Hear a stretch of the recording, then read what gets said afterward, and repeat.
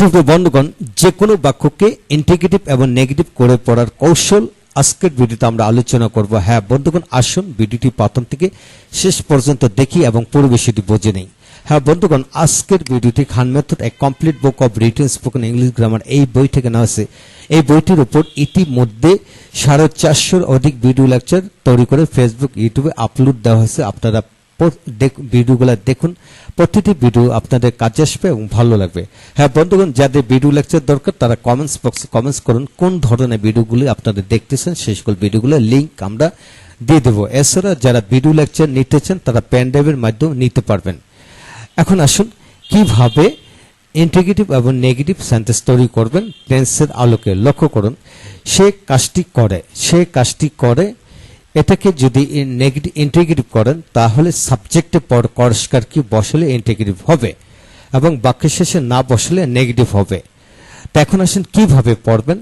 সে কি কাজটি করে না, সে কি কাজটি করতেছে না, সে কি কাজটি করিয়েছে না, সে কি কিছুদিন ধরে কাজটি করতেছে না, সে কি কাজটি করেছিল না, সে কি কাজটি করতেছিল না, সে কি কাজটি করিয়েছিল না, সে কি কিছুদিন যাবত কাজটি করতেছিল না, সে কি কাজটি করবে না, সে কি কাজটি করতে থাকবে না, সে কি কাজটি করিয়ে থাকবে না, সে কি কিছুদিন ধরে কাজটি করতে থাকবে না। হ্যাঁ বন্ধুগণ, যে কোনো বাক্যকে আপনি এইভাবে সাবজেক্টের পর করস্কার কি এবং বাক্যের শেষে না বসে পড়তে পারবেন। তাই আসুন, পড়ার সিস্টেমটা হলো আপনি 20টি বাক্য এরূপ আদলে লিখুন। লেখার পরে প্রতিটা বাক্যকে টেন্সের আলোকে 12টা করে পড়তে থাকুন লিখে। তাহলে এইভাবে 20টি বাক্য লেখার পর আপনার থেকে পুরো বিষয়টি আপনি রপ্ত করে ফেললেন। এখন আসুন ইংরেজি কিভাবে ইন্টিগ্রেটিভ প্লাস নেগেটিভ করবেন। যে কোনো বাক্যের ব্যবহৃত অক্সিলিয়ারি ভার্বটি সাবজেক্টের আগে বসাতে হবে এবং সাবজেক্টের পর নট বসালে নেগেটিভ এবং ইন্টিগ্রেটিভ বাক্য হয়ে যাবে।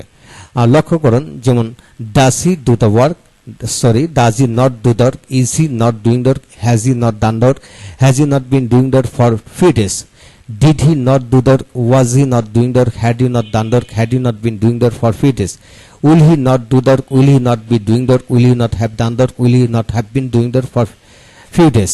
তো বন্ধুগণ, এইভাবে যে কোনো একটা ভার্ব আরেকটা ভার্ব দেন। যেমন eat, does he not eat rice, is he not eating rice, has he not eaten rice, has he not been eating rice for 1 hour, did he not eat rice, was he not eating rice, had he not eaten rice, had he not been eating rice for 1 hour, will he not eat rice, will he not be eating rice, will he not have eaten rice, will he not have been eating rice for few days। বন্ধুগণ, যে কোনো বাক্য verb নিয়ে এইভাবে 12 ভাবে পড়তে পারবেন। তাই আসুন 20টি ভার্ব নিয়ে এইভাবে পড়বেন, আপনার থেকে পুরো বিষয়টি আপনি রপ্ত হয়ে যাবে। তৃতীয় লেভেলে আসুন, সে কি কাজটি করে না, does he not do the work, সে কি কাজটি করতেছে না, is he not doing the work, অর্থাৎ বাংলা বাক্যের সাথে ইংরেজি বাক্য মিলিয়ে পড়বেন।